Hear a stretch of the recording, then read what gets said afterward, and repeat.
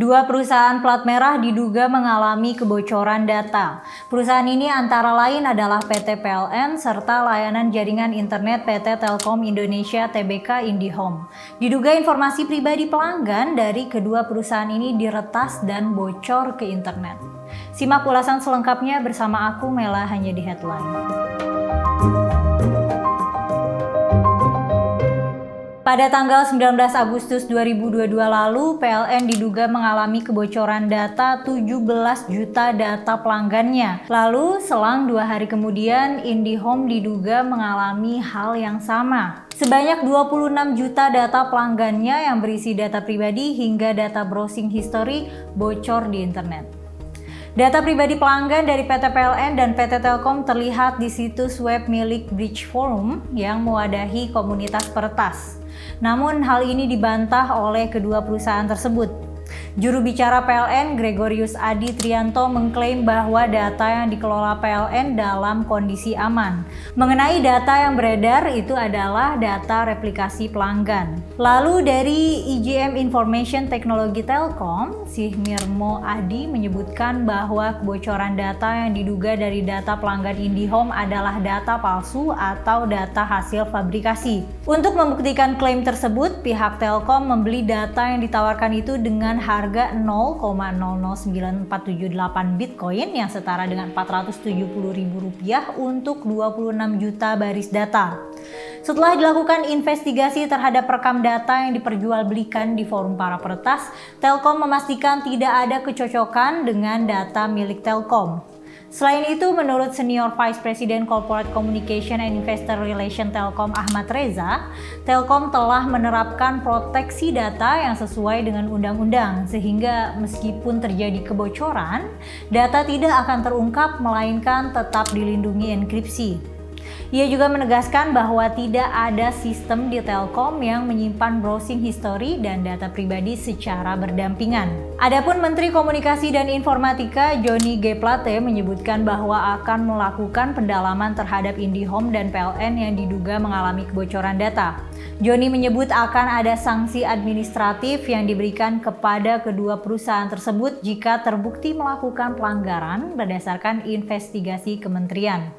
Untuk pihak PLN dipanggil pada 20 Agustus 2022 lalu dan untuk pihak Telkom dipanggil pada 22 Agustus 2022 lalu. Panggilan ini bertujuan untuk meminta klarifikasi terhadap dugaan kebocoran data di kedua perusahaan tersebut. Samuel Abrijani Pangerapan sebagai Direktur Jenderal Aplikasi dan Informatika Kementerian Kominfo menuturkan bahwa setelah pertemuan dengan pihak-pihak tersebut, Menkominfo meminta untuk langkah selanjutnya adalah menjalin kerjasama dengan Badan Siber dan Sandi Negara untuk meningkatkan keamanan dan audit.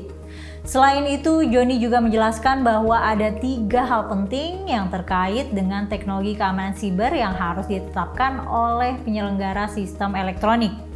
Yang pertama, pilihan teknologi harus diupdate terus.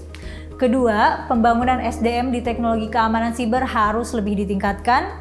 Dan yang ketiga, manajemen serta tata kelola harus diperbaiki. Setelah diberikan rekomendasi tersebut, pihak Kominfo akan memonitoring untuk memastikan apakah rekomendasi tersebut sudah dilakukan atau belum. Menurutnya, rata-rata PSE yang mendapatkan rekomendasi tersebut akan langsung melaksanakannya karena sangat berisiko tinggi jika tidak dilaksanakan. Kemudian bisa membuat munculnya ketidakpercayaan publik dan risikonya bisa terjadi berulang kali hingga dapat merusak ruang digital negara. Dari sisi lain, ada Komisi 1 DPR yang turut menyoroti kasus kebocoran data ini. Ia adalah Rizky Aulia Rahman Natakusuma. Ia berkata bahwa lembaga pengendali dan pemroses data harus lebih hati-hati dalam perihal keamanan data, terutama lembaga-lembaga yang mengelola data pribadi dengan jumlah yang sangat besar sehingga rentan untuk disalahgunakan. Menurutnya, generasi muda sudah harus mengerti mekanisme cara kerja pemerintah dalam melaksanakan perlindungan data pribadi.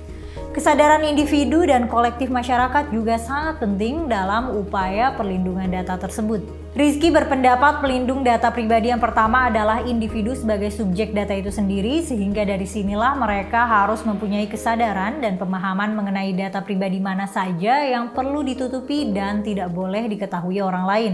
Pakar keamanan siber dari Lembaga Riset Siber Indonesia, Pratama Persada, menyebut bahwa potensi kebocoran data di Indonesia masih sangat besar karena kesadaran akan keamanan siber masih sangat rendah.